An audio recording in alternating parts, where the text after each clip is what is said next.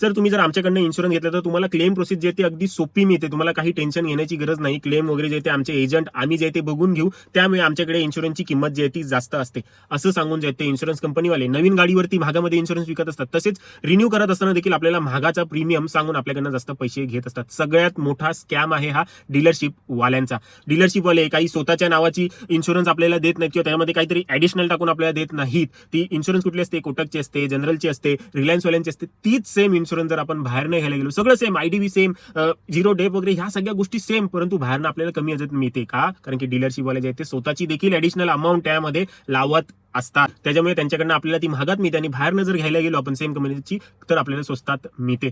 तुम्ही बाहेरनं घ्या किंवा डीलरशिप मधनं घ्या, क्लेम प्रोसेस ही अगदी सेम आणि सिमिलर असते. फक्त काही गोष्टी लक्षात ठेवायच्या आहेत. एक झिरो डेप घ्यायचा, एक कॅशलेस गॅरेजेस बघायचे आहेत, कुठले कुठले आहेत आपल्या जवळचे आहेत का, आपण जिथे गाडी घेऊन जातो ते आहे का त्या ह्याच्यामध्ये, ते बघायचं आहे. आयडीवी जी आहे ती नीट ठेवायची आहे दरवेळेला. ह्या गोष्टी जर तुम्ही नीट ठेवला तर तुम्ही बाहेरनं देखील आरामात इन्शुरन्स घेऊ शकता. कुठलंही टेन्शन नाही. बाहेरचा इन्शुरन्स देखील सर्व्हिस सेंटरमध्ये आरामात इझिली क्लेम करता येतो. मी केलेला आहे, माझ्या मित्रांनी केलेला आहे, माझ्या फॅमिली मेंबर्समध्ये केलेला आहे. आपल्याला फक्त ते वेढं बनवण्यासाठी जे आहे ते शोरूम वाले हे वाक्य बोलत असतात की तुम्हाला इन्शुरन्स क्लेम देतो इझी मिळेल. सगळीकडे प्रोसेस जी आहे ती सेमच असते, काही वेगळं नसतं. त्यामुळे इथून पुढे तुमचा इन्शुरन्स घेताना किंवा इन्शुरन्स रिन्यू करत असताना तुम्ही बाहेरनं तुमच्या एखाद्या ओळखीच्या व्यक्तीकडनं किंवा ऑनलाईन देखील बरेचसे साईट्स आहेत त्यांच्याकडनं घ्या. तुमचे पैसे बरेचसे वाचतील.